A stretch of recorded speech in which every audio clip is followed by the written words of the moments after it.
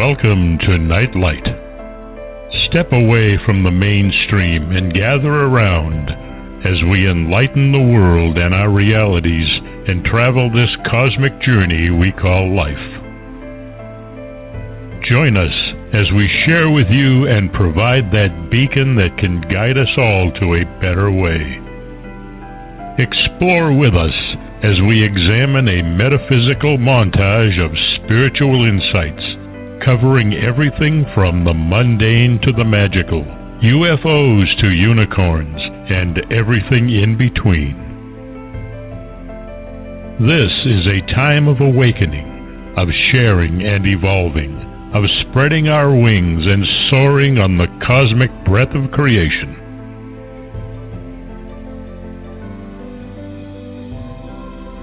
Come and join with other light-minded spirits as we weave our lights together to seek understanding, enlightenment, and, with a little luck, some wisdom.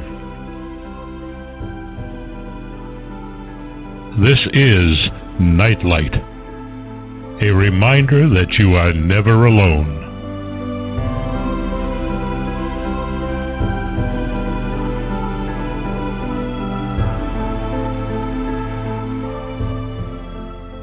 Welcome to Nightlight, everybody. Hope it's a good evening for all of you. We have Ken Quiethawk to thank for that amazing introduction, and you can find him at his website at nativestorytellers.com. He and his wife have an amazing website. I encourage you to check it out, listen to some of their stories, and kind of awaken a memory of the past that maybe has been resting inside of you didn't even know was there. Mark has an amazing show tonight. He has two really cool guys, and I'm looking forward to both of them. It's very exciting, the people that Mark brings to the show and shares with all of us, and it certainly is. It's an education, and it's an indication that we're sort of remembering a past that we have lived in many ways and are returning again to an awareness of the antiquity that is in this country. It's a very exciting time, and he has amazing people. So, Mark, tell us what's going on tonight. Let's see. Well, we just found out we all know each other. Yes. Brokering deals for.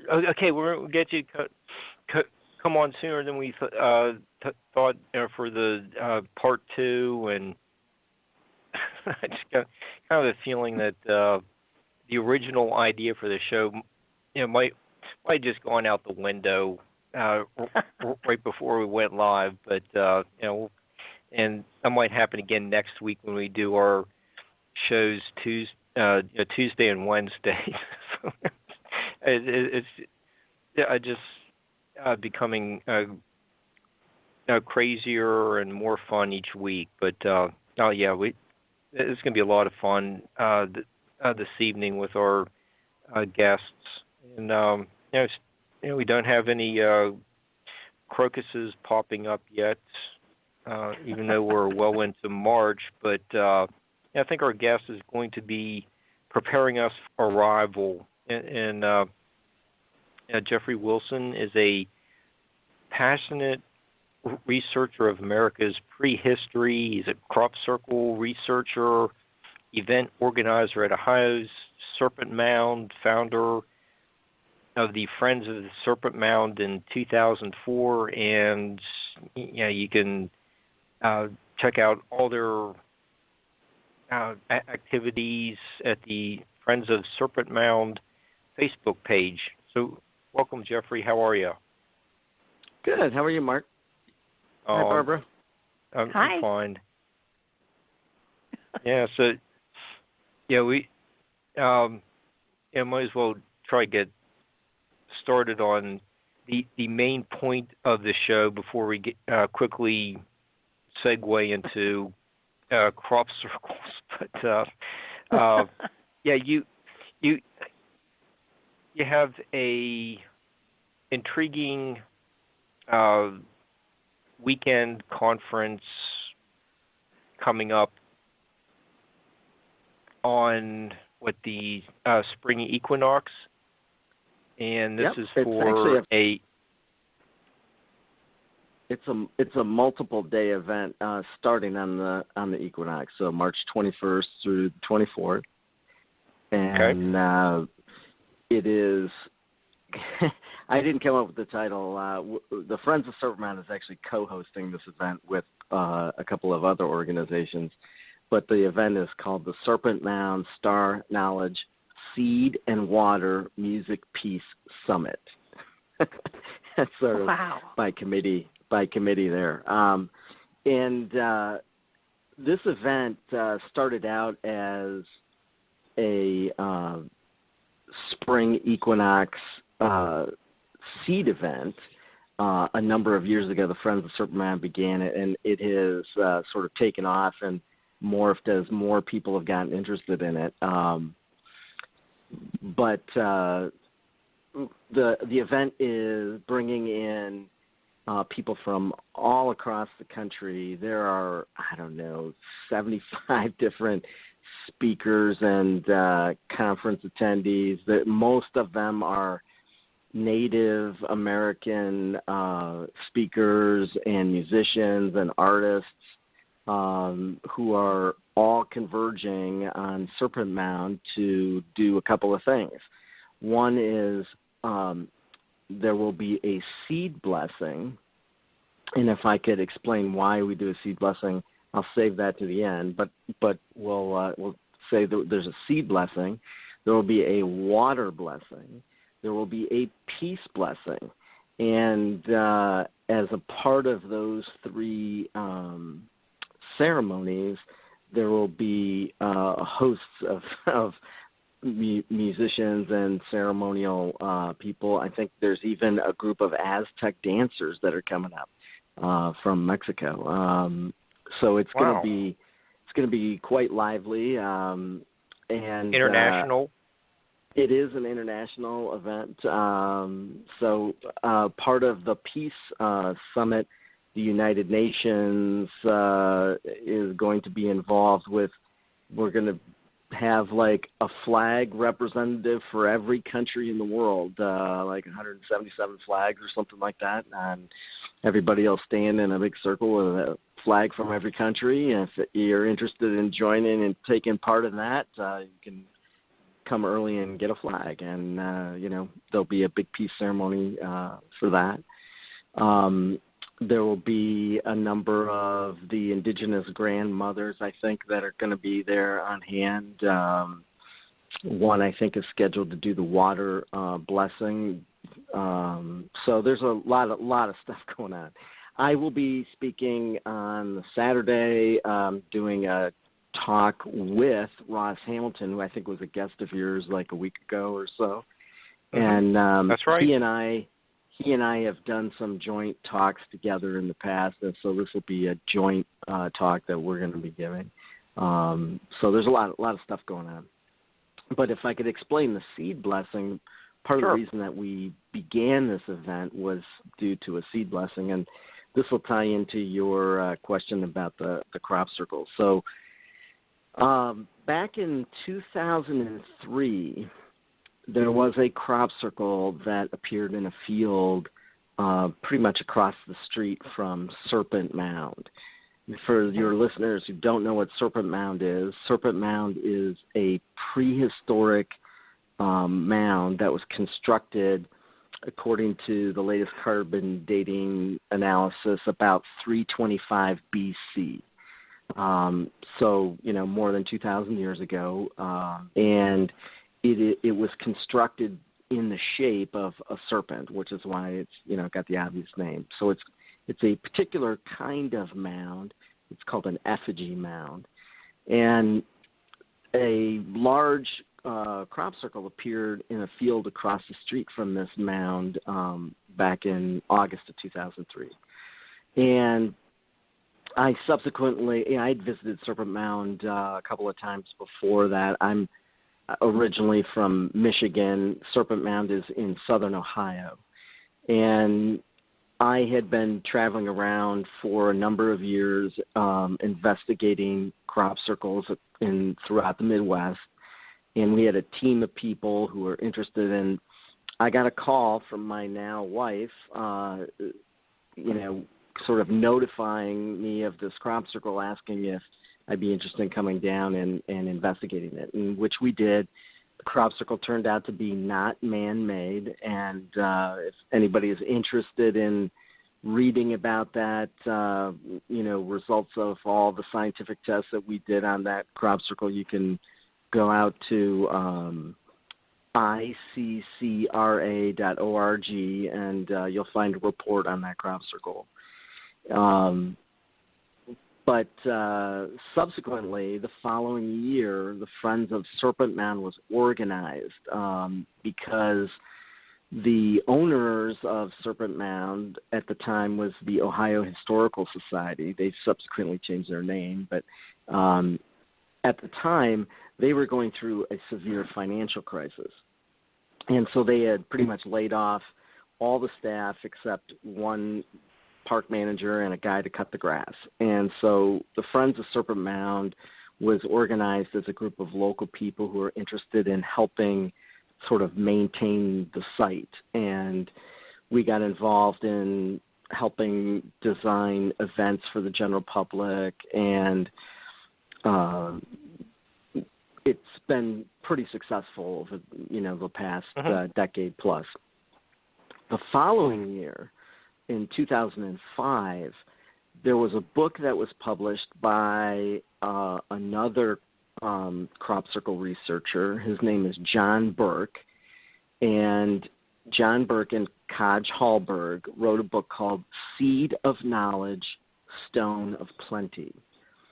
And I knew Burke through the crop circle work, but I had nothing to do with what he was working on for this book. And what it was he traveled around into various parts of the world, and he went to ancient sites all across the world, places like Stonehenge and Serpent Mound and others, and he made measurements of the magnetic fields in these places, and they were very similar to the higher magnetic fields that he was finding inside crop circles. And as a part of his work, along with a biophysicist by the name of W.C. Levengood, who is another friend of mine, they found that these higher magnetic fields would change the properties of seeds so that they would grow better. And so Burke's hypothesis was that ancient peoples would take their seeds to these ancient earthwork sites and stone circle places, and by exposing them to those higher magnetic fields, they would get their seeds to grow better. And he did a test at Serpent Mound where he took a group of seeds and he placed them on the mound for a period of time. He left a second batch from the same group of seeds back in a lab, and then they did some testing on them and showed that the plants were all germinated, and the ones that had been placed on on Serpent Mound grew faster and were more healthy than the ones that were just left in the lab. And so it's a fascinating book, a really interesting book, and we thought, hey, it'd be kind of interesting to, organize an event around having people bring their seeds to Serpent Mound for the spring equinox, and, they can get their seeds, sort of charged, so to speak, by the mound, and the event just has grown year after year after year, and so we've added additional, aspects to the event beyond just the sort of seed blessing aspect of it. But that's how it got started. Okay, and Jeffrey, what was the name of the book again for our listeners? Seed of Knowledge, Stone of Plenty, and the author was the principal author is John Burke. It is long out of print. If you can find a copy, you'd be lucky to pay less than $100 for it. I see it on, if you can get a copy on eBay or something, they're going for big money now. Okay. So you were talking about the magnetic properties of the Serpent Mound. How does that tie into the mounds being built inside the meteorite crater?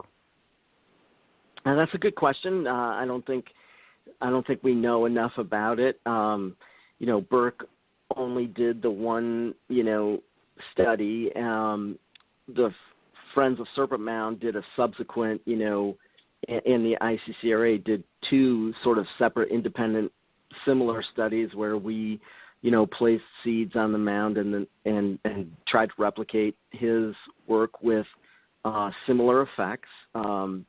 But it's not been very well studied. And for your listeners that don't know, Serpent Mound is in a very unusual place geologically. It sits inside what is known as the Serpent Mound Crypto-Explosive Area Natural National Landmark.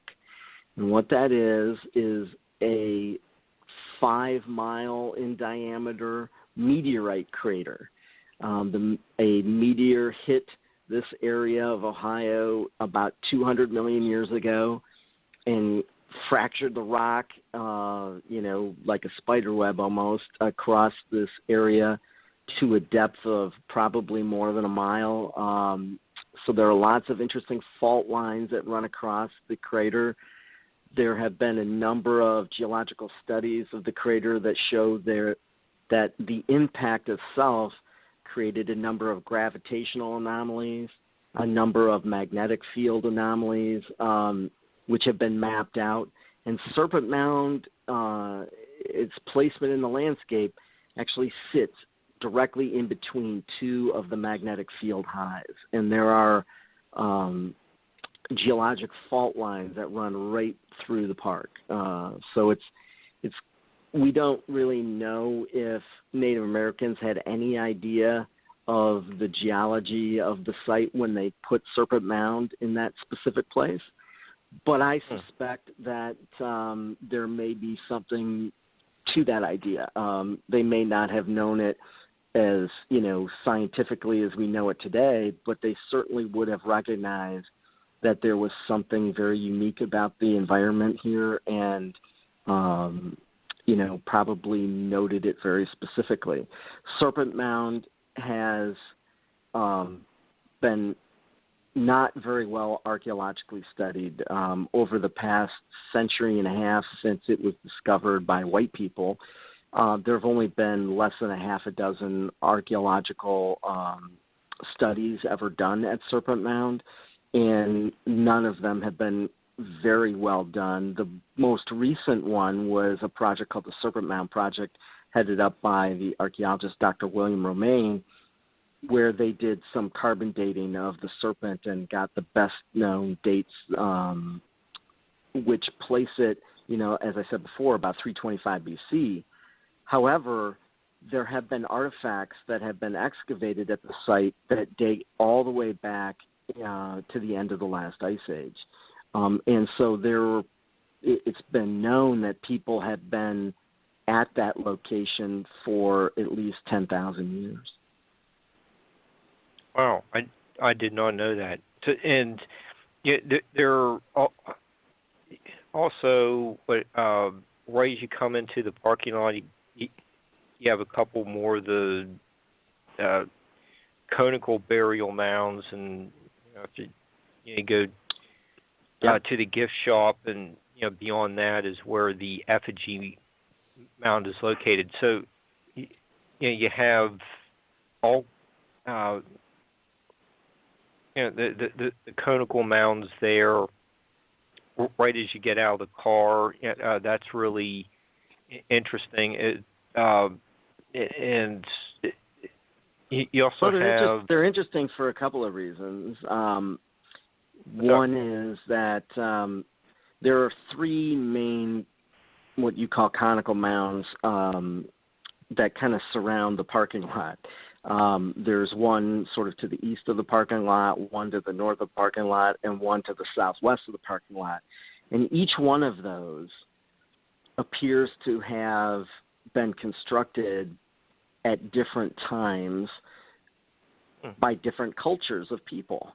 So, for instance, the largest of the mounds, which is to the east of the parking lot, was built by the Adena culture, which is the same time period that Bill Romaine got the carbon dates that say Serpent Mound was built about 325 BC.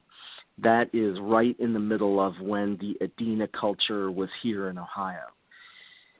The mound to the north of the parking lot, which is right next to the picnic shelter, which is a fairly small conical mound, the burials in the upper portion of that had Hopewell culture sort of stone spear points. And those were specifically made by the Hopewell people who were here in Ohio from about 100 BC to about 500 AD. And so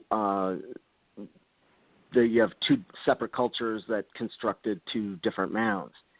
Now, in the upper layers of the large conical mound built by the Adena, there were about 10 additional burials from a culture known as the intrusive mound culture. The only thing that's really known about that culture is that they used to bury their people into mounds that were built centuries before them. And they lived in Ohio between about 600 AD to about 1000 AD. And then there's the third conical burial mound, which is out by the entrance gate. And that mound, the uppermost burial in that mound, had one stone point buried with that person from the Fort Ancient culture. And those people, that sort of lifeway began around 1100 AD and lasted up until probably the 15 to 1600s. But below that person in that conical mound were additional burials with artifacts that date back to the Archaic period.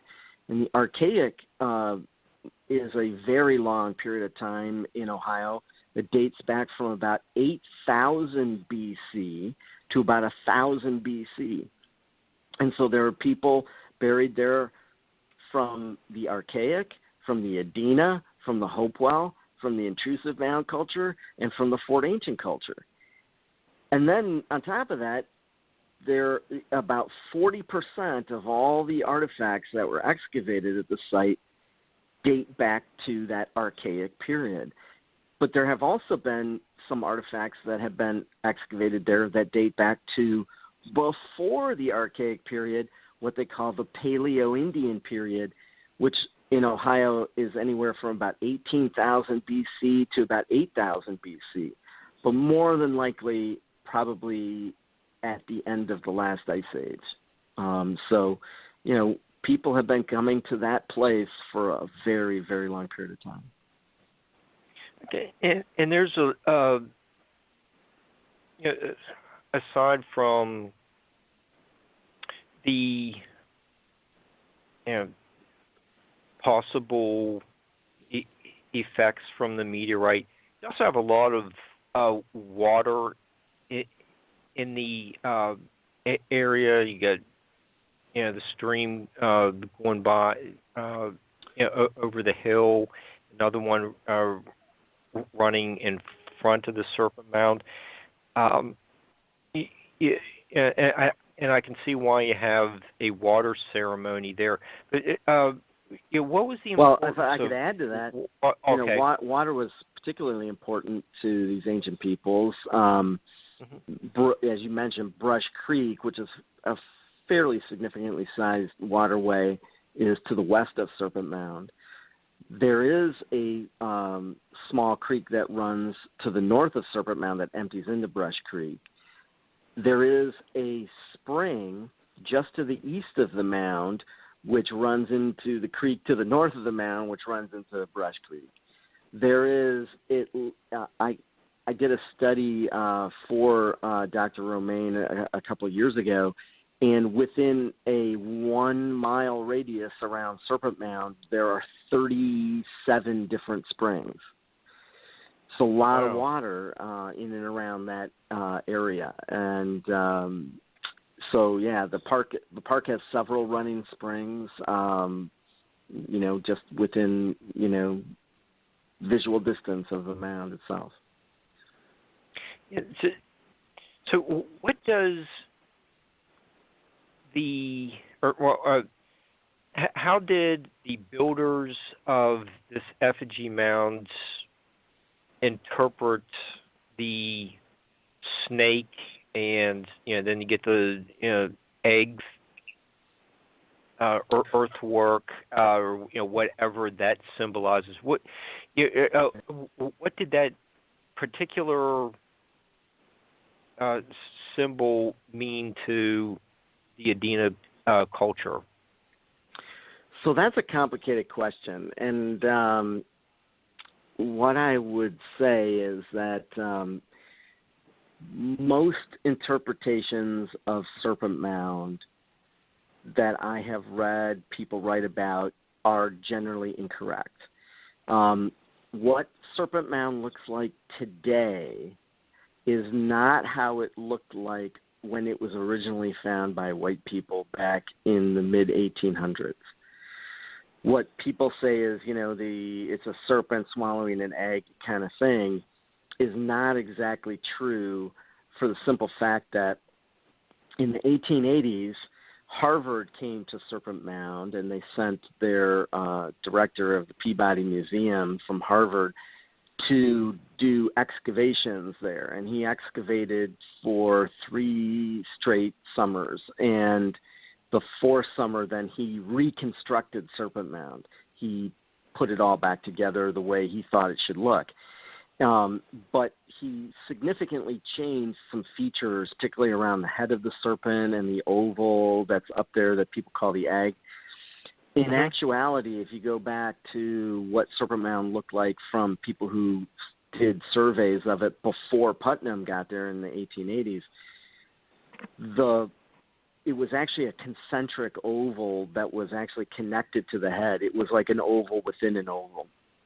And so it was all one self-contained thing. It wasn't that there was these open jaws swallowing the egg. That is what it looks like today, but that's not what it looked like originally. It was all originally just one connected piece. So that's a sort of a misinterpretation that's out there.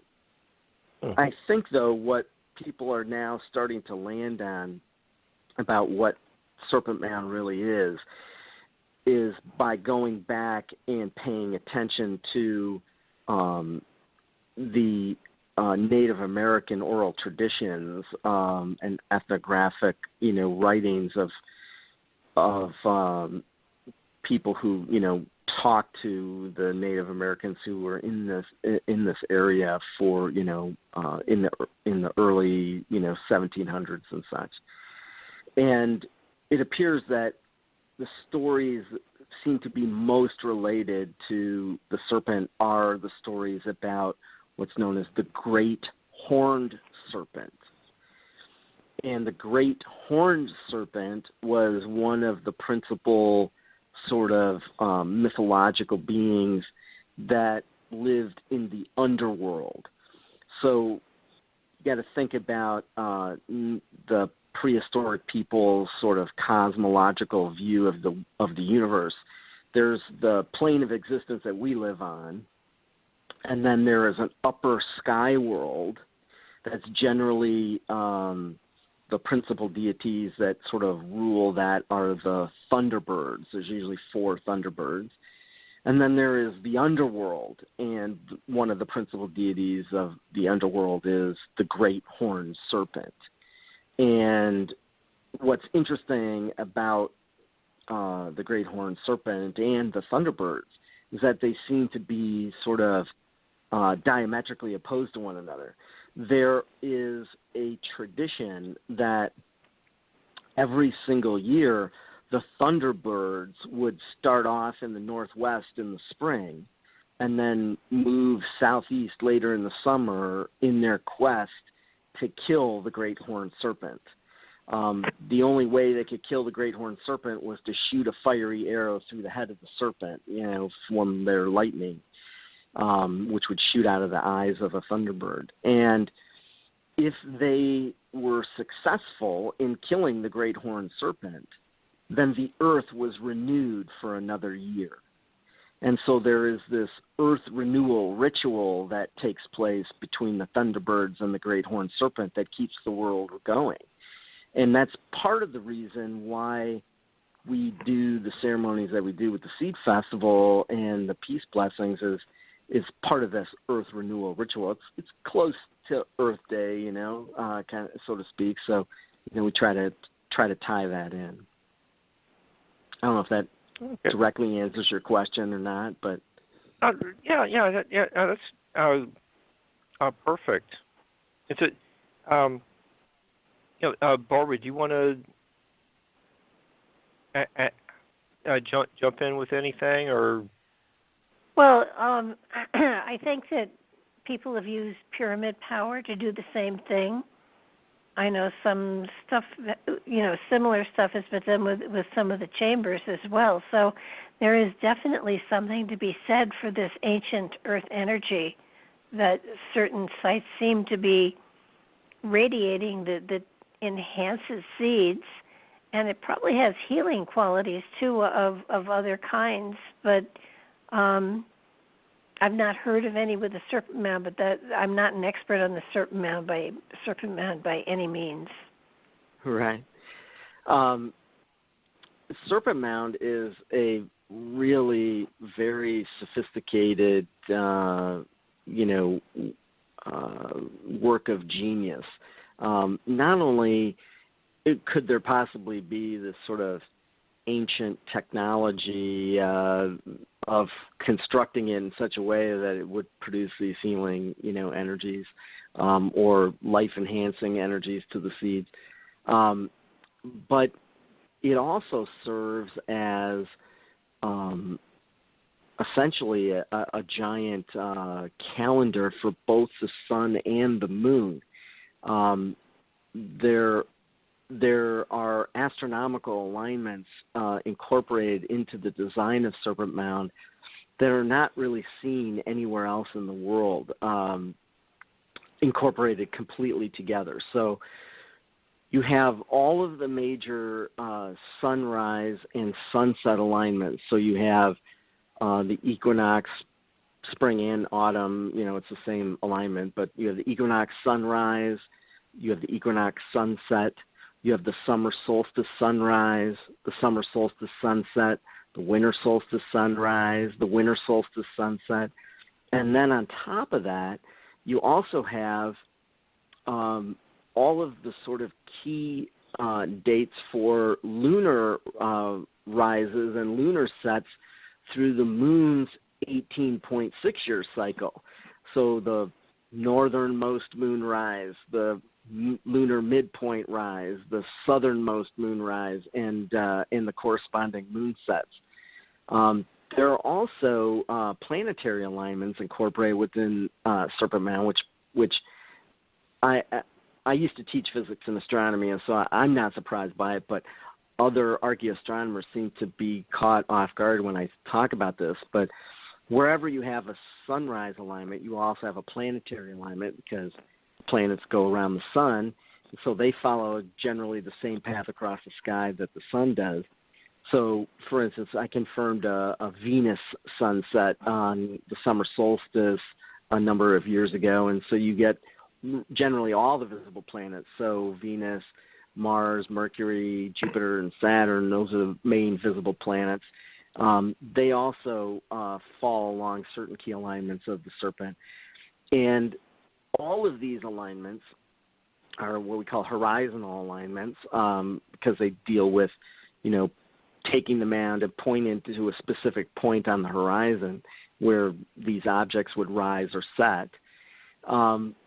But there are also a potential for Serpent Mound actually being laid out like a constellation of stars in the sky. And so Ross Hamilton, I don't know if he talked about this when he was on your show, but a few years ago he hypothesized that Serpent Mound is laid out like the constellation of Draco. And what's interesting about that is a few years ago, I kind of challenged Ross a little bit about some of his archaeoastronomy ideas of laying out some of these mounds like certain constellation patterns, because he was using all these Greek constellations. And I kept saying, well, the Native Americans didn't connect the stars in the sky the same way as the Greeks did. You have to look at Native American constellations. And so it turns out that the grouping of stars that the Greeks called Draco, actually, if you go to the Lakota or the Dakota, who say that they came from the Ohio Valley in their past, they seem to have retained the best of the star knowledge amongst almost all the tribes in North America. They have the best memory of what their forefathers connected the sky, to in terms of their oral traditions.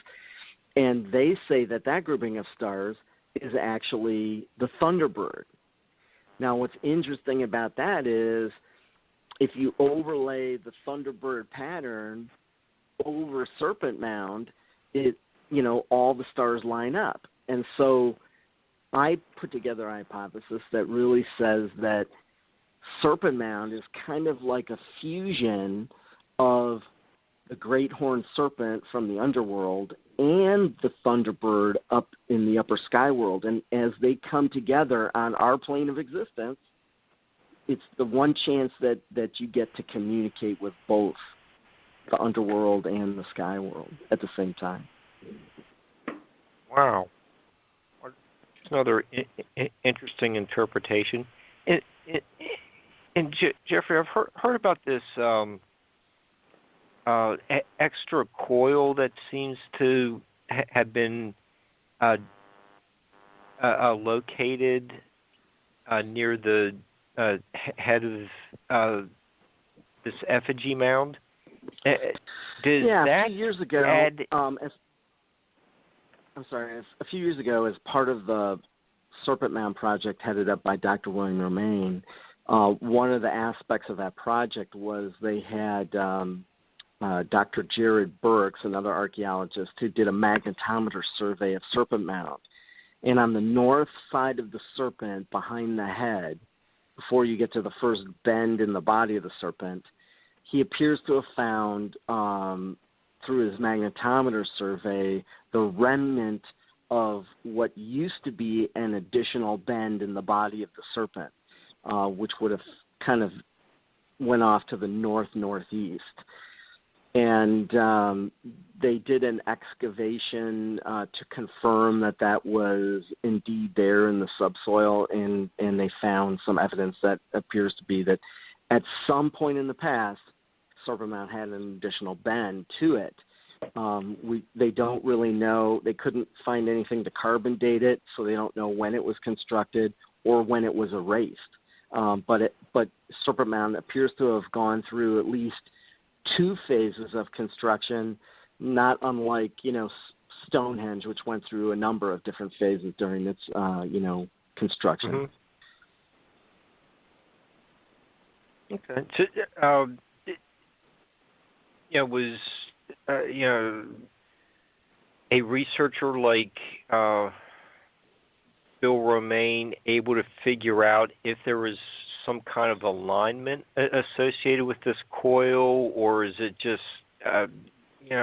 just too speculative to ascertain such a planetary alignment?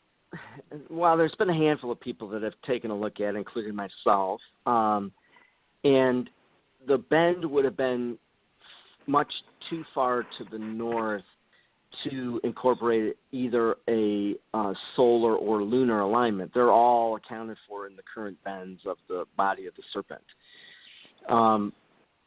And because it would have pointed to the east side of the serpent, it wouldn't necessarily, it would sort of break the pattern of the bends of the serpent.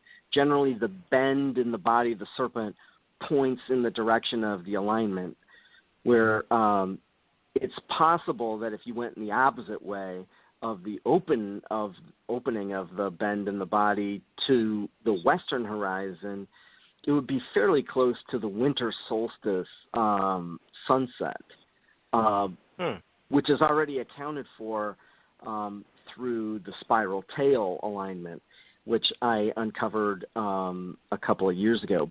But I suspect that it's wholly different.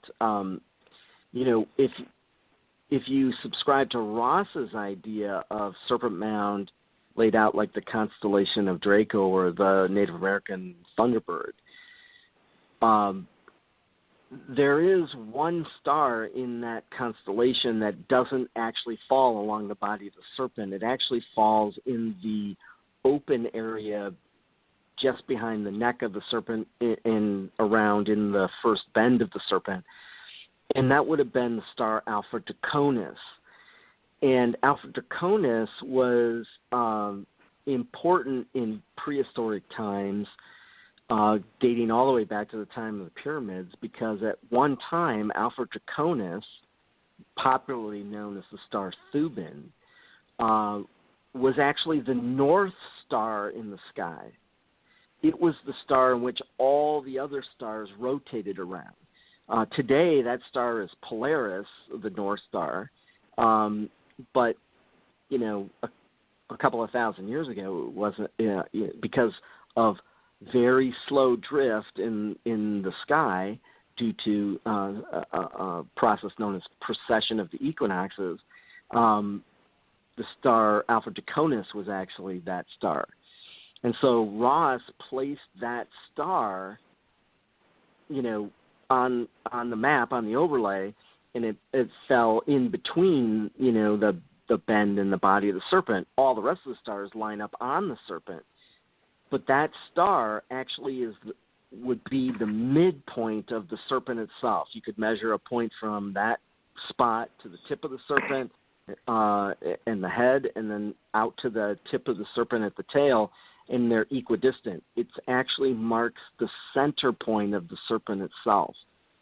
Now, if that is accurate and true, then that missing coil, that bend that you're talking about, may have pointed to the rising of the constellation of Draco or the Thunderbird. It points to the location on the horizon where the north celestial constellations rise. And so it could be pointing to that. But it's purely speculative, and I don't think we'll ever, be able to nail it down for sure. Okay. And, Jeffrey, if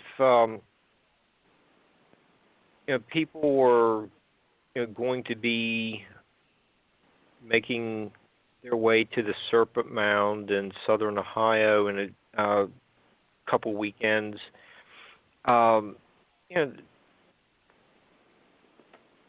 depending on which, if they're coming from the east, they'd be going through Chillicothe. There's just a lot of things going on in the Chillicothe area. We worked together on the Junction group, and that was where we met, 4 or 5 years ago. Right.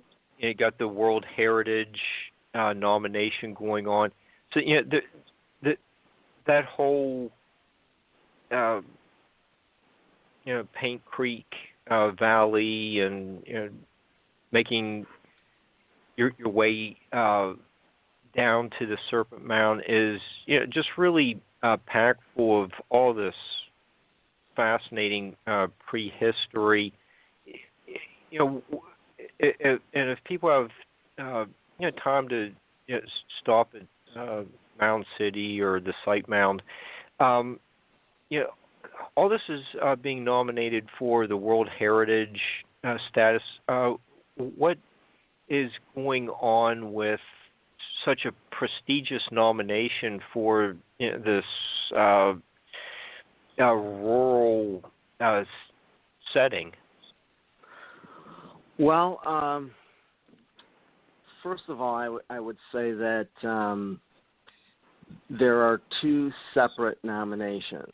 There is a nomination for the Hopewell culture, which includes a number of earthwork sites such as Mound City, which is in Chillicothe, the Hopeton earthworks, which is across the river, across the Scioto River from Mound City. It includes the Sipe Mound earthworks, which is in the Paint Creek Valley, which empties into the Scioto River, which is west of Chillicothe in a little town called Bainbridge. It includes the Hopewell earthworks, which is on another fork of the Paint Creek to the northwest of Chillicothe. It includes Fort Ancient, which is a wholly different type of earthwork, but that is sort of more on the west side of the state, north of Cincinnati, in Warren County. And it includes the Newark earthworks, which is kind of up in the sort of northeast center of the state of Ohio, east of Columbus. All of those collectively have been put forward as a nomination. And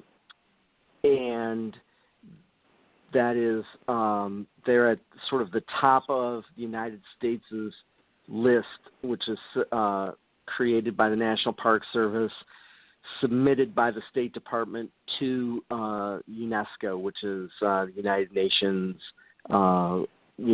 group for cultural preservation and education. The second nomination is Serpent Mound by itself, and that's farther down on the UNESCO list of 20 sites. Every 20 years, the National Park Service is charged with creating a list of sites to be submitted by the State Department to UNESCO for consideration to become a World Heritage Site. What I would say is that the likelihood of that happening is low. And the reason I say that is back in the early 1990s, during the first Bush administration, Congress passed a law, and Bush signed it, which said that if any international organization admits Palestine, the Palestinians, as a separate nation, then the United States cannot contribute money to that organization.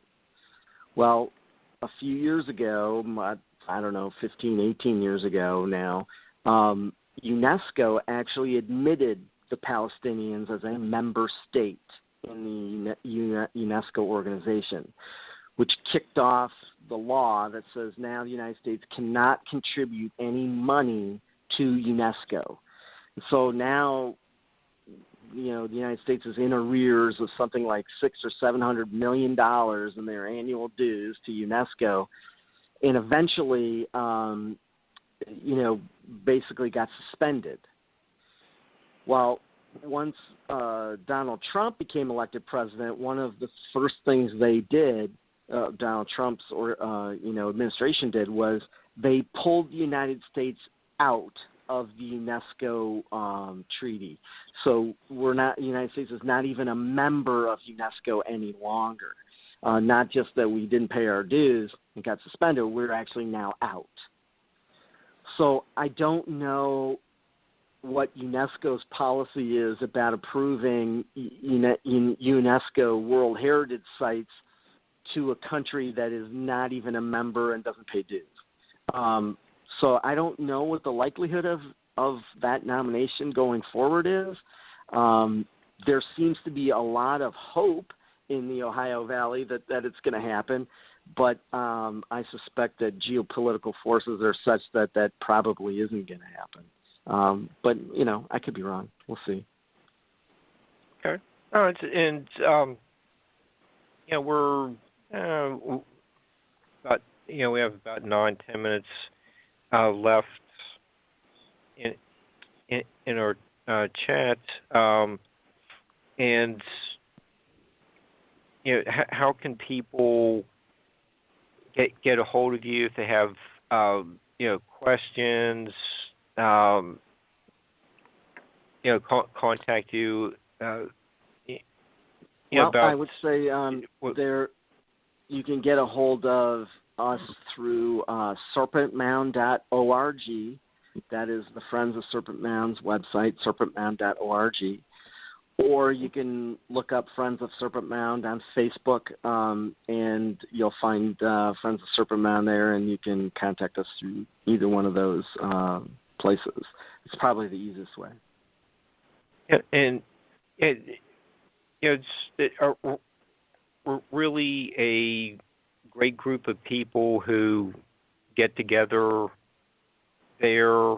The summer solstice celebration a couple years ago was a lot of fun. You spoke there.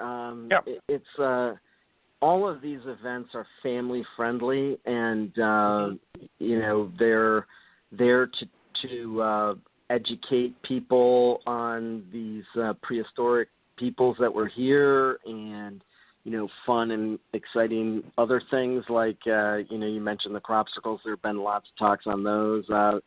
The Friends of Serpent Mound has hosted a Mysteries Day in the past. We're talking about various aspects of mysteries around the site. There are every year there is an event to watch the Perseid meteor shower because Serpent Mound sits in one of the darkest areas in Ohio, so it's a nice dark sky site. Come out and see the Milky Way and watch the shooting stars. There's just a lot of fun kind of activities. We have an upcoming MOUND tour that the Friends of Serpent Mound is doing this year. We actually have two, one in the spring and one in the fall. The spring one is in April, and that is going to go and visit a number of mound sites that you mentioned in around Chillicothe, and basically starting at Serpent Mound and hitting a number of mound sites on the way to Chillicothe. So that's going to be a fun excursion. We haven't set the itinerary for the fall one yet, but I suspect it'll probably be from Serpent Mound over to Cincinnati and visit a number of mound sites that direction. So we're probably going to build on these tours and go in different directions out from Serpent Mound, twice a year. So there's lots of fun stuff, a lot of music to experience, and it'll be a good time. Okay, and if you want to get the kids involved in, really, really ancient stuff, you can just drive a couple miles down the street and stop in and see Tom at the House of Fake Cops. Right, yeah. Tom Johnson runs the House of Fake Cops, which is located in Locust Grove, Ohio. It's about 4 miles from Serpent Mound. Tom and his wife Terry are very much involved in this spring seed festival. They're largely taking the lead on the organization of it this year, and Tom, I believe, is going to be giving a talk about the meteor crater during the event.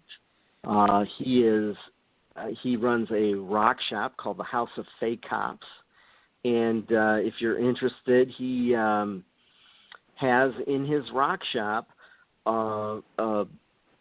basically runs the entire length of the shop are all his original museum displays that used to be in the Smithsonian for decades about trilobites.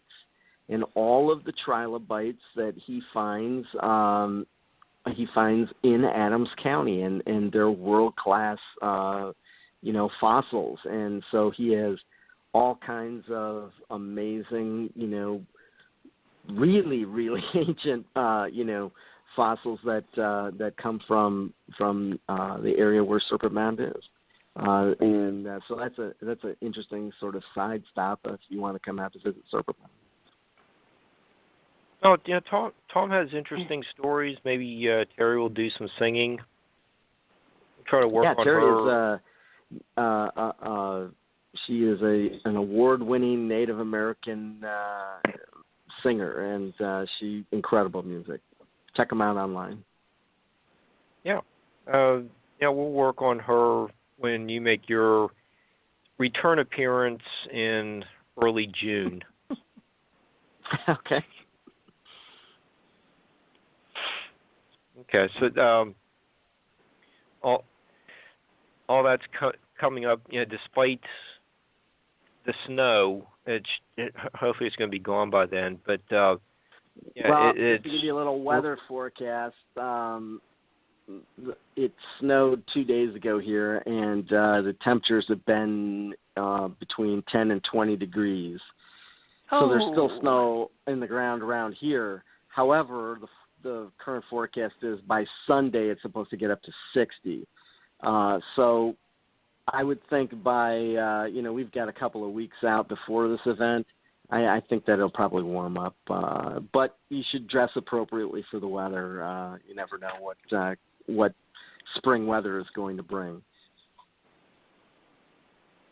Okay. And do people need to bring their own seeds or their seeds there, to sell or hand out? I'm not sure about the vendor list as to if there's anybody that is selling seeds at the event. But I would suggest that if you want your seeds blessed, you bring your own seeds. Basically, what happens is you bring them, and then everybody walks over to SERPENT Mound, and they put them on the mound for a period of time, and they do the blessing, and then everybody takes their seeds back with them. So it's your own stuff to bring. I know a few years ago we had gotten some donated by a seed company, but I'm not sure that they're sponsoring anything this year. So I don't know. I haven't seen who's on the vendor list this year. Okay. And what do the Native grandmothers talk about? Just renewal and guiding the next generation.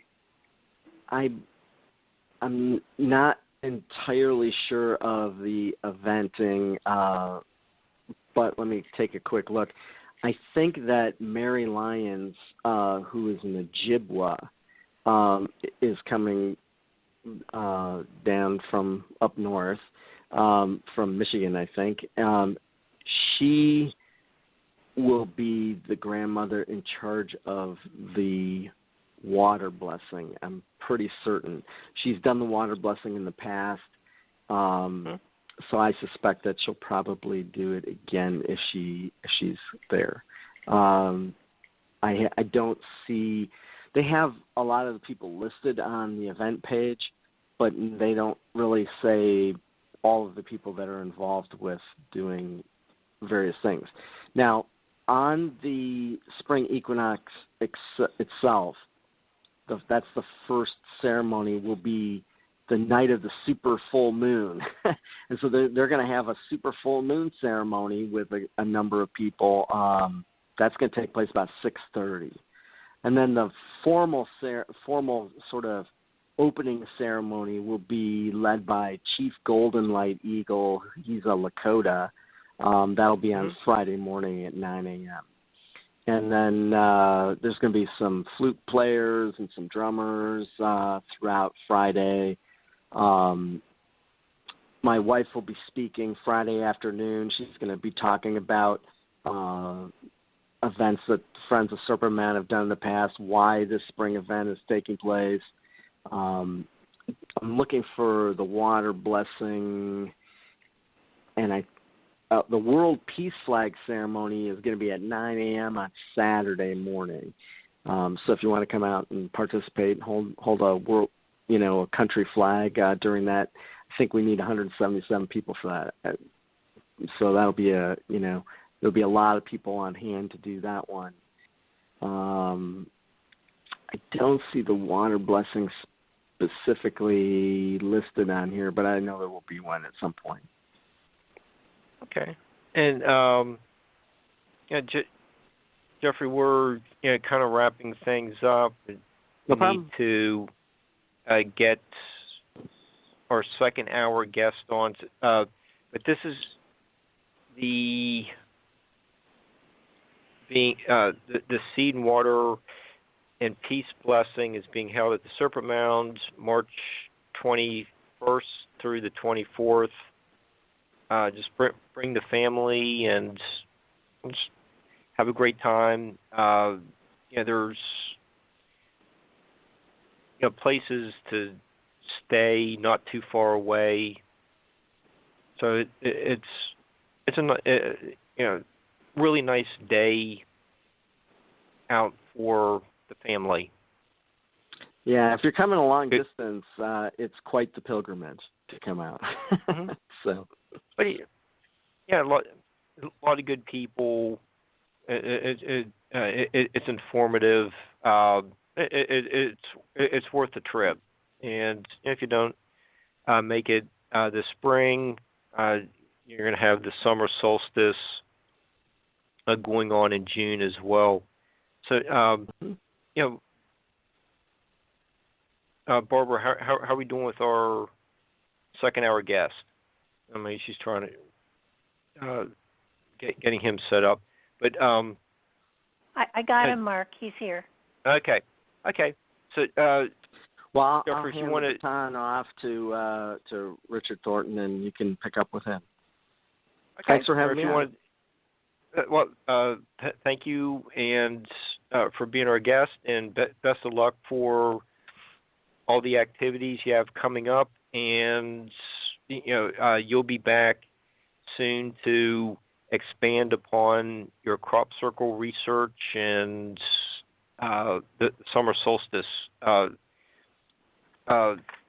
conference you have coming up as well.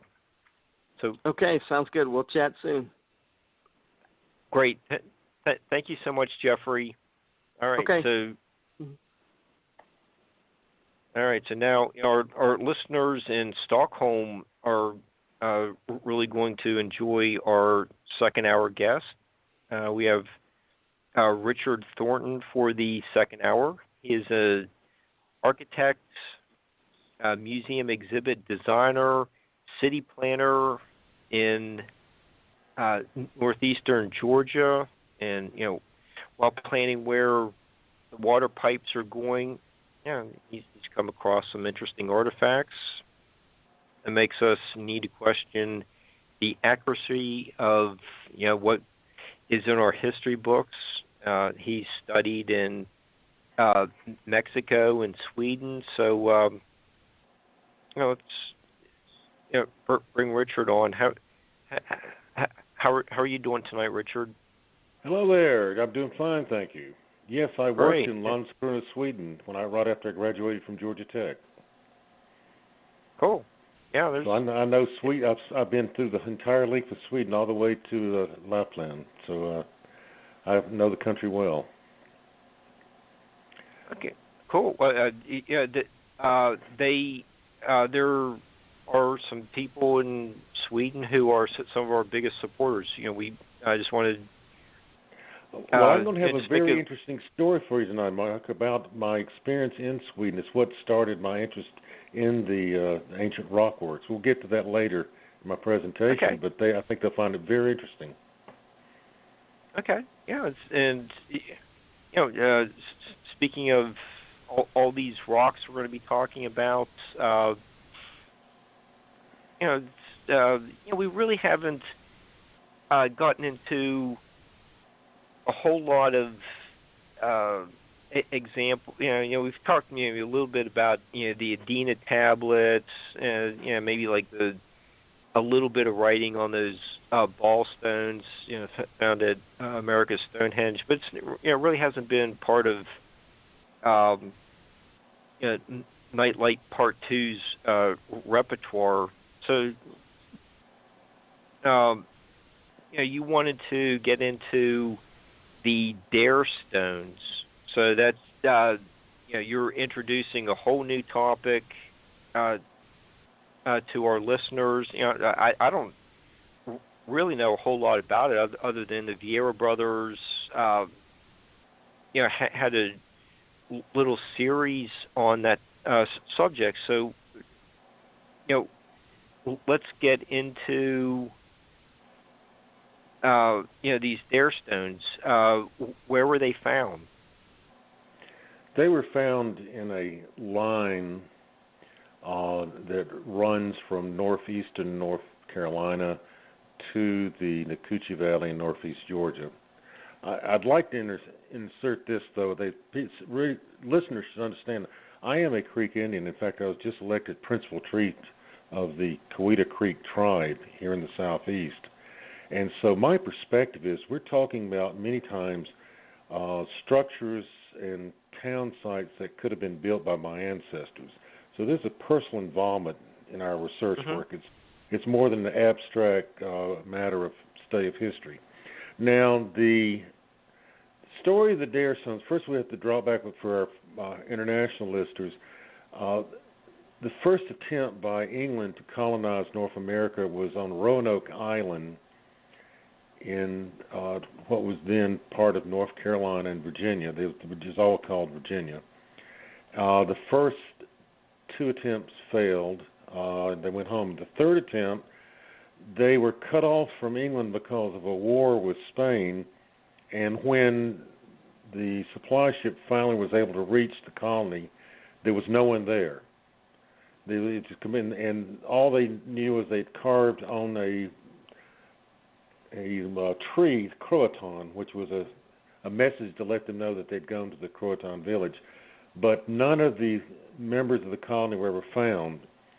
Then in the late 1930s, a tourist from California found a stone in North Carolina, or perhaps in Virginia, it's right along that area near the coast, that was written in Elizabethan English, which was the language spoken in England during the late 1500s, saying that the survivors of the colony had gone across and they'd been attacked by hostile Indians, and some had survived, and they were going to stay with friendly Indians. That stone was deemed at the time to be authentic. Then that triggered the development of a very popular outdoor drama called The Lost Colony, which still plays today on Roanoke Island and was a major tourist attraction. Okay? Then all of a sudden, stones started popping up across the Carolinas and Georgia that were written in Elizabethan English also, that showed that the survivors had gone to the Nacoochee Valley in Georgia, which everybody who didn't know our history thought it was a bizarre story to start with. They were initially thought to be authentic, and in the process, a college in Georgia started an outdoor drama based on the survivors who came to the Nacoochee Valley, which also was drawing a lot of tourists. And at that point, the state of North Carolina invested time in some subterfuge to try to discredit the other stones. And as a result, the people in Georgia were called frauds. Everything was quickly forgotten, and the whole aspect of that part of the story of the colony was erased from the history books. Okay, now I have to explain first what we are doing, rather than just talking about the dare stones. What we are doing, it's called the Appalachia Foundation, is going back and finding archaeological sites and artifacts that were discovered by highly respected archaeologists in the 1800s and 1900s and then have been forgotten, completely forgotten. In fact, no one knows they're there, even though they have official site numbers. No one knows they're there. So that's how I got into the dare stones. I was investigating the sites studied by Robert Washup in 1939 in the Nacoochee Valley, and what I found out was the story you read about the dare stones in all the references, and even in the book about the dare stones, is totally wrong. There was a clearly planned concealment of what the actual facts were. What actually happened was that Washoe went door to door in the Nacoochee Valley to talk to families to see what artifacts they had in their possession. This is a valley that's been densely populated by humans since the Ice Age. I mean, it was door-to-door villages up until the 1700s, very dense a metropolis. So everybody had tons of artifacts. But he started being shown tablets with Elizabethan writing on them that it may have been in the family for generations, going back to the early 1800s, where they'd found them on their farm, or in several cases they'd actually found them in burial tombs. The Creeks dug tombs in the sides of mountains, kind of like the Israelis did, or the Jews did, and then sealed it with stones. So they didn't. People aren't told this in the history books. They don't realize there were different types of burial customs. Well, Robert Washoe realized he had something important, because he started reading these things and realized this is the Dare Party. These were the survivors of Roanoke. In fact, he found Eleanor Dare's burial tomb. Literally, he found the grave marker inside the tomb. There was no skeleton left; it had been robbed, but the stone was still there marking the tomb. Then he found about 30 feet in front of him the directions, like a sign written in the Creek writing system, not in English, but the Creek writing system, telling him that this was the burial place of Eleanor Dare and her daughter. She died, I think it was in 1591. Then, a little bit later, he found another stone that marked the point where she had lived. And we know where that is. In fact, there's still stone runs there. And I have photographs of it. And in total, he gathered around 20 of these tablets in Elizabethan English. Two of them he had found himself. He arranged for scientists from Harvard University, where he had graduated in archaeology, to come down here. And they determined that these 20 tablets were indeed authentic. And since that time, and just recently, other geologists have also determined that these tablets are authentic. Well, then what happened was that we can't prove anything, but it seems to be North Carolina economic development interests were behind this. They did some fake tablets that were obviously fake. They were so bad they were made to look fake, where no one would take them seriously. Then they hired a writer to only dwell on the fake tablets that were found near Atlanta and were obviously not the real thing. He only mentioned them, and then he used those as an excuse to say that all the tablets were fake, and that so the whole story of them coming to the Nacoochee Valley should be discounted because it was a fraud. And he did it in such a cruel way in an article in the Saturday Evening Post that it just ruined the career of the president of Bernal College, where the stones are to this day now stored. So it's all been erased from history, and in fact we have absolute proof from Robert Washoe that the survivors of the Roanoke colony came to the Nacoochee Valley because it was the most advanced Native American culture in North America. They were very friendly with the English and with the French. They had been converted to French Protestant church, and so they would protect English refugees from the Spanish. So it all made sense. They went there to be safe during the war between Spain and England. That's just one example of how the history has been falsified, concealed, covered up, whatever, and it's just an endless story that we deal with here, at least in the Deep South, maybe it's the whole United States, of archaeologists in the current generation being complicit with bureaucrats and other people to cover up the true history that was uncovered by previous generations of archaeologists. Okay, and Richard, you were just talking about the research that you have to do as being a city planner, and one example that you uncover a documentation that you helped to straighten out was the Soqui site where yes, there's a stone mound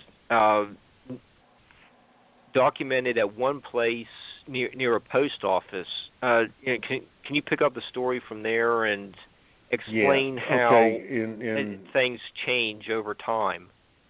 This is a project. It's our current project. In fact, we've been very frustrated this winter because we've had rain every weekend or snow. Since November 1st, we hadn't been able to go out much at all because we had one weekend where we could go out, and we made a major discovery that weekend. But anyway, what happened was that in 1886, Cyrus Thomas, who was chief archaeologist for the Smithsonian Institute in Washington, D.C., came down to Georgia because he'd been hearing reports of many stone ruins in Georgia. And he focused in an area that was at that time very sparsely populated. But while here, he identified over 100 stone structures. And he made a report on those structures. He also found some conventional earthen mounds. And it was published by the Smithsonian. I have a copy of it now. And then in the 1920s, let me insert first that he used the post office in a town called Soqui as his benchmark for telling where all the other structures were. And in fact, there was a Mesoamerican ball court built out of stone next to the post office. Wow. Well, that's why the ancient Indian town was exactly where the town of Soqui was. So he used the post office as his benchmark for describing the locations of many of the other items. Well, what happened was in the 1920s, a new postmaster changed the name of the town to where he was the same name of the town that he was born in, Virginia. He changed it from Soqui to Batesville. And then when Robert Worship came in 1939, he couldn't find Soqui on the maps, and so he went to Saltee, which is about 10 miles away, and couldn't find any stone structures like what was described. And he found earthen structures, but then he was unable. So all these things became lost. They became forgotten over time. Even the archaeologists in Georgia didn't know they exist. And so our project right now is to, as best as we can, get the exact locations and photographs of these stone ruins that were discovered by the Smithsonian in 1886. We're going to put it on a GIS base map and give it to the state historic preservation people and also the National Park Service. So we'll finally have an accurate record of where these sites are. But in the process, I've made some other discoveries myself that the Smithsonian missed. I found a large Mesoamerican ball court that's 314 feet long and 145 feet wide. It's horseshoe-shaped. It has banks on the side for the onlookers for the sport. In other words, you could put an American football field on this thing. Very visible and in perfect condition. You can see it from the air, satellite, and in the ground. Once you get there, you realize, hey, this thing is still here. Still has a flat bottom. We also found a shrine inside a cave that is made out of quarried stone. I don't have no idea what the age of it is, but we photographed and documented it. There's some type of worship site with an altar. We've also found the ruins of ancient houses on mountaintops that are made with quarried stone that predate white occupation. So this is the type of thing that's going on. This is a project that's underway right now. It certainly is not complete, but in the process of identifying the sites that the Smithsonian found, we're also finding many new sites. Okay. Richard, we have to stop for a minute and talk about this ball court. That sounds fascinating. I've heard that one of the native pastimes, sporting activities was lacrosse. I didn't know about this ball court. That actually sounds like it's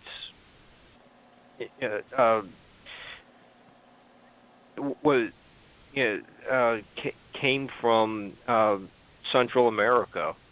Yes. Well, let me explain. Oh, I guess if we have people from other countries, they aren't going to know this at all. Most of the branches of the creeks came from Mesoamerica, from Mexico, Central America. Some of the branches came from Peru. We have no genetic connection with most of the American Indians in the United States. When I had my genetic test, it came back I was Mesoamerican, Maya, and Polynesian, no American Indian. So I'm classified. That's typical of Creeks. We're classified as a Mesoamerican tribe, not a North American tribe. That is our heritage. But in particular, the Shoki, which is the correct pronunciation if you're Shoki, they have a migration legend that takes them from southern Mexico to Georgia. Their descendants are known as the Miccosukee, and they're in southern Florida now. But they were openly state they're the descendants of the Olmec civilization. Wow, huh? But they openly say, and in fact, where they came from was where the Olmec civilization was, and they have cousins there, the Shoki, in Mexico, still down there too. Same name, same language. So what we're finding are the same type of ball courts as you find in Olmec sites, in Olmec cities. It was a game played with a bat, not with a lacrosse type thing, and had poles, and you would hit a rubber ball or a leather ball around until you could knock it into a pole and hit the pole. So that's the original Mesoamerican ball game. In some ways, it's more like cricket, say, because the bat they use looks something like a cricket bat, and possibly had some characteristics of American baseball too. We aren't sure.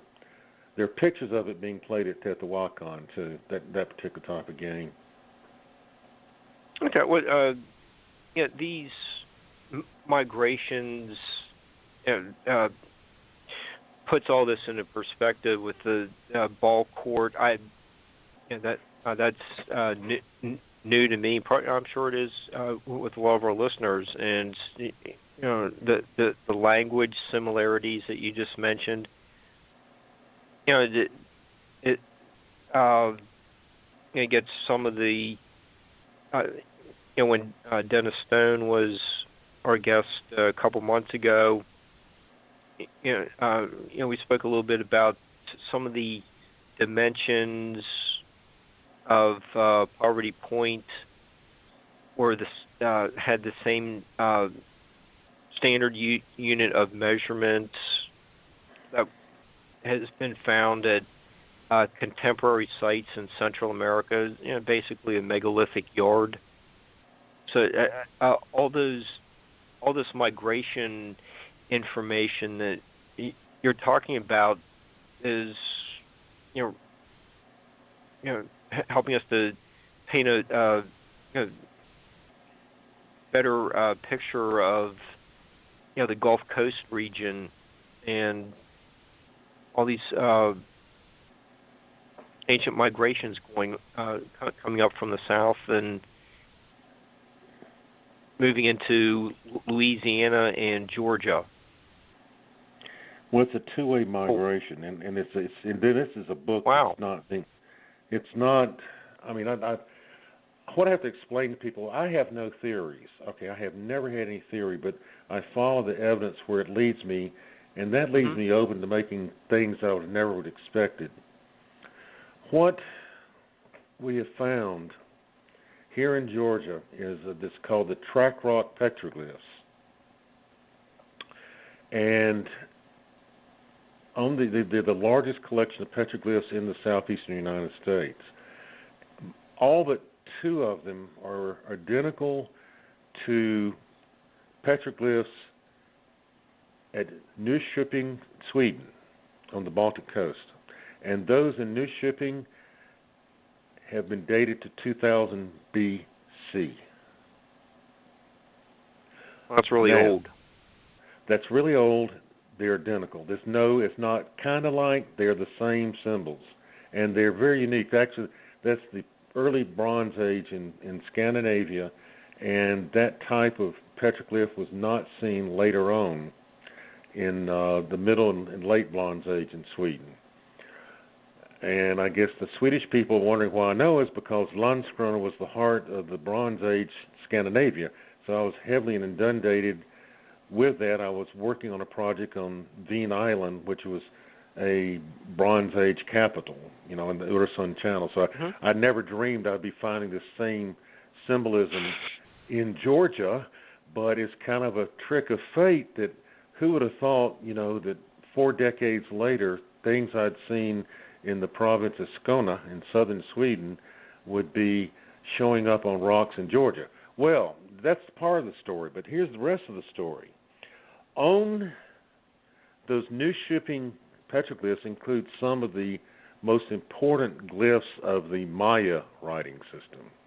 They also appear in the North Georgia petroglyphs, which leads us now to think, now the Maya's migration legend is they came from a land of ice and migrated southward until they came to a place where there was no ice and no snow.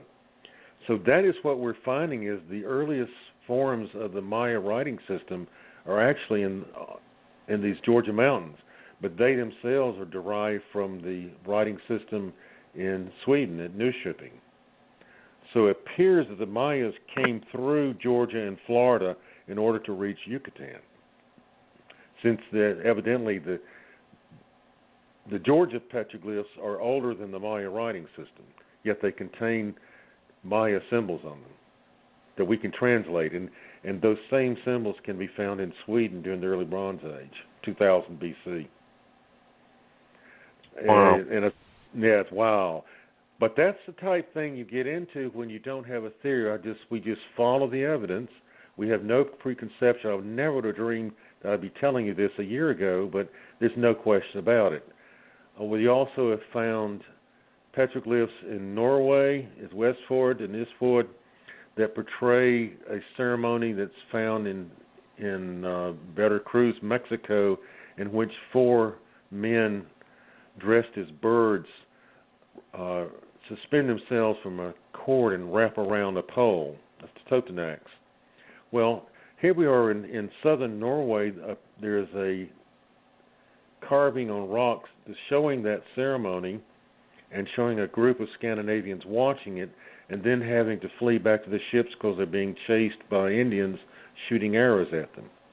Now, this is in Norway, which tells me, and told a lot of us, that then in the Bronze Age there was much more communication between Scandinavia and Ireland and North America than anybody can imagine.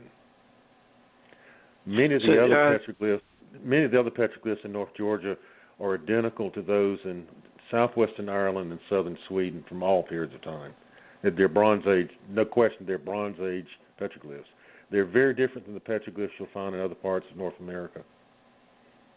Okay, so you're saying that the transatlantic crossings were going both ways. Yes. Because one of the things we know is that the earliest stone hinges were in Canada, and perhaps here too. That's one of our sites. Is there's an early form of Stonehenge, actually about a half mile from my house. We're waiting to get permission to go on the mountain and photograph it, but it's a definite archaeological site, and it's a stone circle made of large boulders, just like the early form of Stonehenge.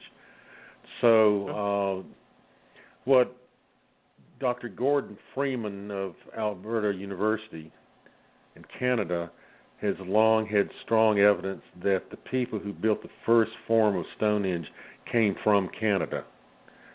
The Stonehenges in Canada are about 500 years older than those in the British Isles. We don't know the age of this one, and I don't know if we'll be able to, but we have 2 stone circles here in the Soki Valley that we're going to try to get some idea of their age, but they're very old.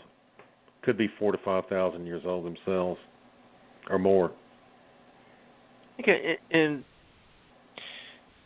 Richard, since you're, we're getting into, these ancient migrations and customs following, being brought to the area with the people settling there. There's one of those. I think it was like the first America Unearthed episode that had that Mayan blue. Yes, I was on. Oh, okay. It was based on my book. The program was based on my book, so they didn't tell you that, though. Okay, including the Maya books. That's worth talking about. So, what is this Mayan blue? That obviously that's being an idea being brought to was it Georgia where that episode was filmed? Yes. It was filmed at my cabin in Georgia. Okay. I'm intimately familiar with that program. Okay. They didn't, okay. and in fact, I was the one that brought up the issue about the Maya blue in my book, and then they didn't tell you that, or they made it think that it's Scott's idea, but that's fine. Now, what I get our international listeners, and I'm sure other parts of the country, say, why would anybody come to Georgia? Well, we had a very massive volcanic range here in North Georgia in ancient times.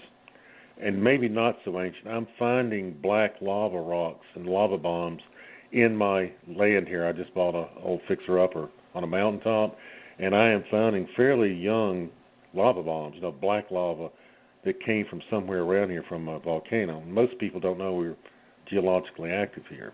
But those volcanoes pushed up enormous amounts of gold, copper, diamonds, rubies, sapphires, precious stones, pure copper, and it was always an attraction because the rich minerals here. And the attapulgite is a chemical that is found in the coastal plain of Georgia, but it was washed down from the mountains, and the deposits in Georgia is the largest in the Western Hemisphere. It was the only place really that people of Teotihuacan and the Mayas could go to get a sizable quantity of attapulgite in order to make their Maya blue. And they also had other pigments like red and green that had this chemical in it. But it made the dyes and the plaster very, very tough where they would last for centuries by adding this chemical to the coloring. And that's the story of Maya blue. But that's why we have the purest gold in the world here. In fact, the Nakuchi Valley was where the first gold rush occurred in the United States, major gold rush. And the reason is that still the gold here is pure, more pure than any other gold in the world. And so in earlier times, we understand there's like gold nuggets just laying on the ground, almost like a fairy tale. And that would have attracted people from long distances to come here and just pick up gold off the ground, a stream value. And in fact, we have a rock. I sent images of it to your website. It's called the Tugaloo Stone. It's on the headwaters of the Savannah River, about 21 miles east of where I live. It's at the point where the trail leading to the gold fields leaves the Savannah River. On this rock are portrayed at least 4 Bronze Age ships, and the rest of it's covered with Scandinavian petroglyphs, mainly having to do with the constellations, navigation symbols, time symbols, date symbols, that sort of thing.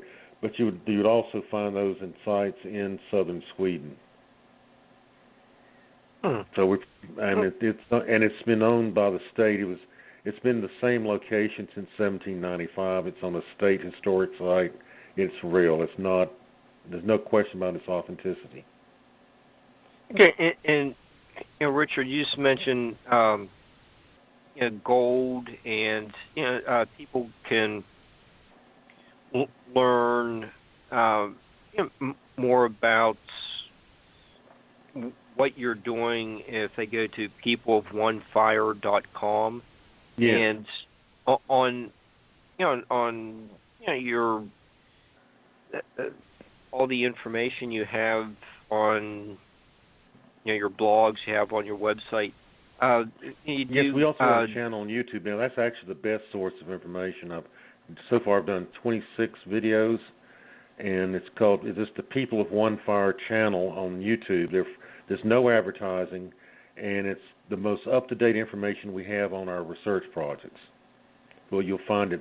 We have 5 videos just on the petroglyphs in North Georgia.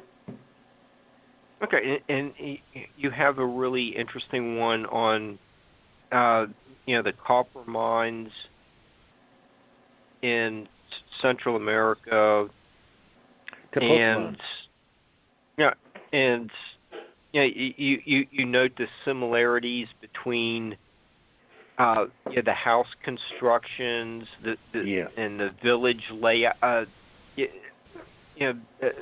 Since we've already discussed the Mayan blue and the language similarities, the house structures was another commonality between two distant places that are basically look the same. So what's going on with the copper mining in the houses in both areas? Okay, this is very recent information about the petroglyphs down in Mexico. They're located in the Copper Mountains. I actually spent over 2 weeks in Tepoztlan, which is the town next to the site. According to Mesoamerican tradition, the first city in the Americas was at Tepoztlan, founded by Quetzalcoatl. And what the Mexican archaeologists have discovered are boulders with petroglyphs on them that are identical to the ones in North Georgia mountains, but also identical to the petroglyphs on the southwestern corner of Ireland in County Kerry. They're identical. And so that evidently pre-Gaelic Irish copper miners sailed as far as Mexico and then went inland to the Copper Mountains, where they have a situation there. It's also volcanic like here, and there they have some of the purest copper in the world. So it was like the gold situation here. We also have copper here, but not large quantities. But down there, it was just the mountains were pure copper, and that would have been the attraction for people to come very far during the Ice Age. And I'm sure our Scandinavian listeners, as they know, there was no source of copper in Sweden until the 1700s. Until that time, people in Scandinavia had to go to other parts of Europe to get copper. And then as the Swedish pushed northward into Lapland and pushed aside the Sami, they discovered large copper and iron deposits in Lapland that now furnish much of Europe's needs. So that would explain why, 1200 BC, people would be willing to sail cargo ships all the way from Scandinavia to North America to get copper, is because there was no copper available in Scandinavia at that time. Okay, and Richard had a Dennis, one of our listeners, want to know if some of these stone structures in the Georgia, North Carolina area are very similar to these stone structures in the Northeast. Well, there are stone structures in North Carolina. They're all in the area of Georgia where I'm in, and the answer is no. Okay. No, our stone structures are like those in Mesoamerica. We have terrace complexes. We have 16 terrace complexes, which are identical to what you'll find in central Mexico and southern Mexico. They're, mountainsides that have a series of stone walls for farming. We have stone pyramids. We have oval-shaped stone mounds. We have ceremonial walls. We have effigies. The largest stone effigy in North America is near me on an island in Lake Burton. It's an acre-sized turtle, and that's one of the places we're going that was discovered back in 1886. But basically, the stone structures here harken back to connection with Mesoamerica and South America. Okay, all right. And as I said, the petroglyphs here are different than the rest of North America. They are like the ones in southwestern Ireland and southern Scandinavia. They're identical. There's no difference whatsoever between our petroglyphs and those of Bronze Age Sweden. Okay, it's interesting that both of our guests have really focused on the importance of these effigy mounds to the native cultures and the ceremonial importance of them. And Richard, since you were just bringing up a connection between Georgia and you said County Kerry and Ireland. Mm-hmm. Are you seeing any similarities in words? Yes. Being okay. What I've heard a little bit about that, like the Welsh language being found in the native language. What have you heard about the Gaelic? Well, I hadn't heard. I'm doing the research, and keep in mind the difference with me and these other people is I am Native American. All this other stuff is people who have no direct personal connection with the culture, making up theories about it. Well, the Yuchi are not from Asia. That was the oldest tribe in Georgia. They always said that they came across the Atlantic from the home of the sun, and when they got here, there was no one here, but they could see the mounds built by an earlier people. So we think they came around 1200 from either Ireland or Scandinavia. Yuchi itself is the pre-Gaelic word for water in Ireland, and they were always called the water people here, when in the Creek name was Akate, which means water people. They have several other parts of their language that can be traced directly to the people of Ireland and southern Scandinavia. And let me explain something. Bronze Age Scandinavia was not occupied by Germanic peoples. They were occupied by Celtic peoples.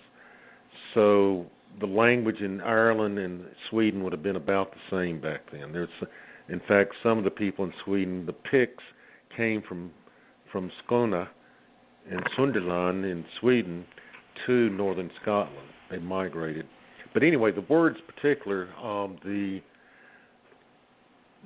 word for tribe or people in Gaelic Irish Gaelic is gi.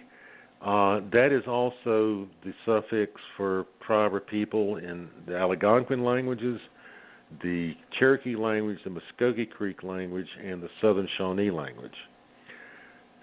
Muskogee Creek. Now, the Am-Ishiti Creek, we speak a Maya dialect, so we use the Maya suffix for people. But on the other hand, the Yuchi, for their word for their suffix for tribe or people is the same. It's also you see in Ireland, but it predates Gaelic. It's the original people of Ireland. That's R-E, Ray, like Corre, which the County Curry, which means dark people. Mm-hmm. So we're finding other words, like I'm on Alec Mountain. If there are any Swedish listeners right now, you know the word for doctor is lektor. Well, the old form was Alec, and So actually the mountain I'm on has a Swedish Bronze Age name. The root word being alak, with being a back then a word way that languages and Germanic languages made a verb into a noun. And like I'm a going to town, English does the same thing. So I'm on a mountain with a Bronze Age Swedish name. And in fact, alek became the Greek word for medicine and doctor, the same word it meant back in Scandinavia. And that's why, to this day, alek is the Greek word for a medical doctor. They absorb words from other languages. So I'm hesitant. I say these things. It's so far out. In fact, I wouldn't even believe them 2 years ago until we started seeing a closer look at these petroglyphs.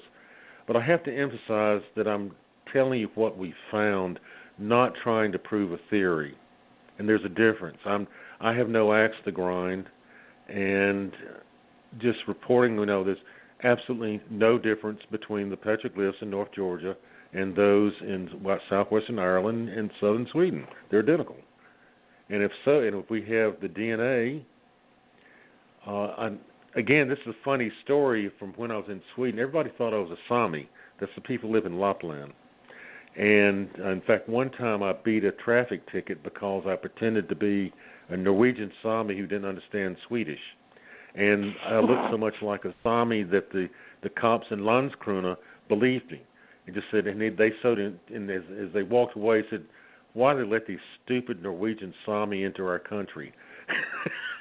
I was on a bicycle, by the way. I was speeding on a bicycle, they claimed.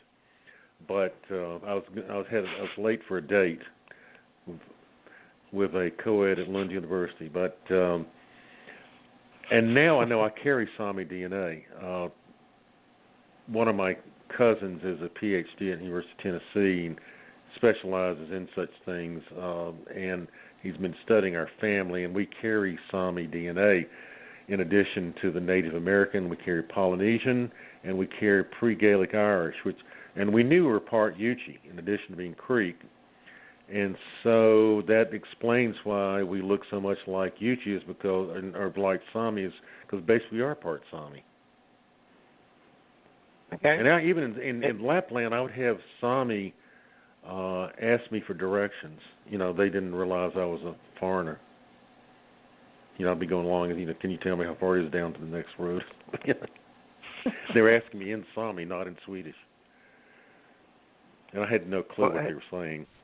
But anyway, that's it's a big mystery now. I'm just reporting you what we're discovering. We're continuing every weekend. We find more and more stuff. But I don't have a final answer. It's merely, this is where we are this week. This is what we've discovered. We might find other things next week that'll change it all. But anyway, that's where I am right now in the process. And you are, I think all of us are doing our own voyage of discovery, and you're using a lot of some of the most advanced technology do the DNA. I use stuff that I would use an architect and city planner. I'm using pretty advanced. And also, keep in mind, how many people know Swedish, Spanish, and Creek languages? That's part of the reason I'm able to do this is I am a Creek Indian, so I know I can't speak it, but I can certainly read it, and I know the meaning of words. Yet I also know Swedish and Danish and Norwegian and Spanish, and also some Pinoan and some Maya, and so I can cross these bridges that often academic people, they're so focused on one subject like Maya studies, they don't see anything else.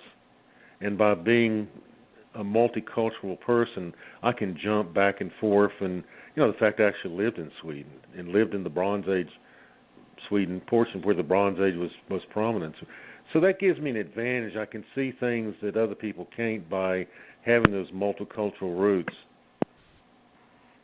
And you hold the office of being tribal historian for the Not Creek anymore. tribe?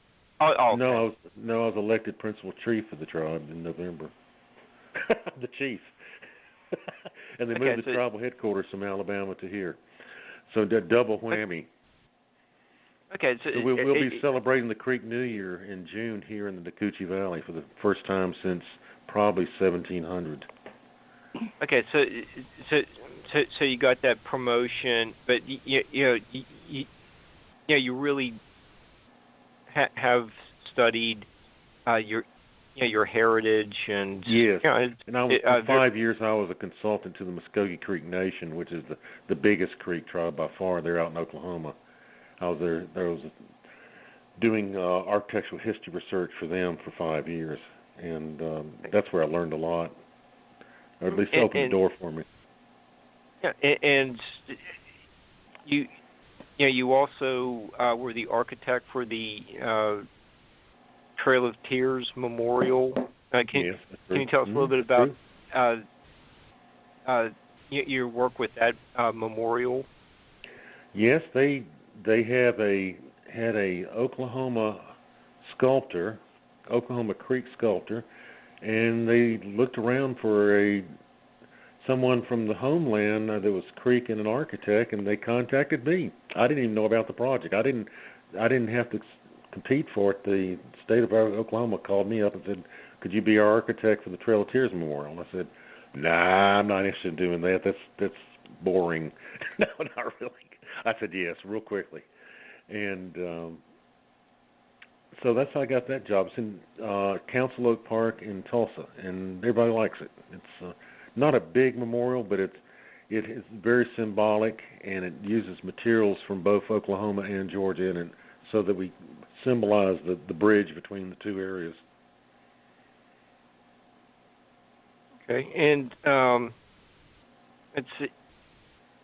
this is a lot of what we've discussed tonight with the transatlantic crossings and migrations from Central America aren't all that well known. You also have dabbled in the giants as well. That's become one of Barbara and my favorite topics. That's not being as well known. Deliberately, we don't know that subject as well because it is being suppressed. Well, we're descended from the giants, okay? Yeah. We're super tall. We're average a foot taller than Europeans. And but in Mexico, the Tolteca were the tall ones, and that's another term for the tall Indians in Mexico. And so it was very common to have 7 feet tall leaders among the Creeks. They find their burials. But it's not a mystery. It's not weird. It's just how the way we're genetically, we're taller than most people. And in fact, most people don't realize, it's just been announced by the National Geographic article, that Native Americans are the tallest people on Earth on average. And so there was always a misconception about Europeans that they were taller than Indians. That's not true. Actually, if you average all the Native Americans in the Americas, they come out being slightly taller than Europeans and Africans. And then among those, there were certain tribes, the Creeks and the ancestors in Mexico were one of them, and then there's also super tall Indians down in South America, down in Argentina, that are up like that now, 7 feet tall and 6 foot, whatever.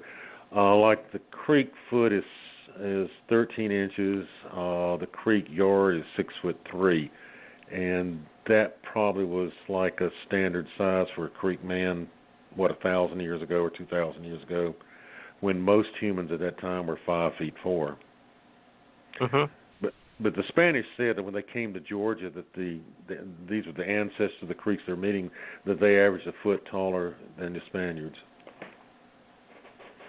And that's how they're. Wow. The French pretty much said the same thing. There's paintings done by Jacques Lemoyne of the Indians on the Georgia coast, and they look at least a foot to 18 inches taller than the French. Okay, so you're just another one of our guests who have confirmed the presence of giants from around the world. Gary Wayne and his. I don't understand why people are opposing. I mean, it's like it's not a big deal. Yes, there were some humans that were very, very tall, and some humans were pygmies. And it's no. But you're right. There's a current movement by bureaucrats and anthropologists in some sectors to suppress information about super tall people when it was never any doubt about it. There was eyewitness accounts and their skeletons. What else can you say? It's no big deal. It's just that they've made it into a big deal, and I don't understand why they're trying to suppress it. Barbara and I don't understand it either. It's just they show up in the archaeological record. They're there and deal with it. Yeah, I mean, the commander of Creek forces during the American Revolution was 7 feet tall and 93 years old. And that's eyewitness accounts from both the British and the American officers. He was 7 feet tall, and he was not that unusual. And then the paintings of the Creeks who visited London in 1735, all giants compared to the British. They have the paintings side by side, and the Creeks are noticeably much, much taller than the British. And again, that's an accurate, very accurate painting that now still hangs in Westminster Hall. So it's no big deal. It's all a fact, and I really don't understand why it's suppressed, but somebody feels inclined to do that. Yeah. No, we just want to give an accurate reconstruction of America's prehistory. Hey, Richard, we're down to like 2 minutes. Do you want to give out any your website, any upcoming appearances, anything like that? No, I don't have upcoming appearances that I know of, but things always happening. Well, I have my books have 15 books. Some are more up to date than others. They're available from Lulu Publishing or for Amazon.com, and 2 of the books that were of Ancient Cyprus Press. And for free edification with the latest information we have, you can go to our People of One Fire channel on YouTube. There's no advertising, and just listen to them. They're not Hollywood productions. They're glorified slideshows with music and me talking, but it's the latest information that we have on our research is on YouTube. It's free. And we're getting pretty close to the end. So, our guest has been Richard Thornton. You can go to his website, peopleofonefire.com, as well. We have about a minute left. We have 2 shows next week, Tuesday and Wednesday. Both are going to be excellent. And let's see. Hey, I want to let people know, don't speed on your bicycle. Yes, and I have a message to my friends in Sweden. I'll tell them good night and so bra.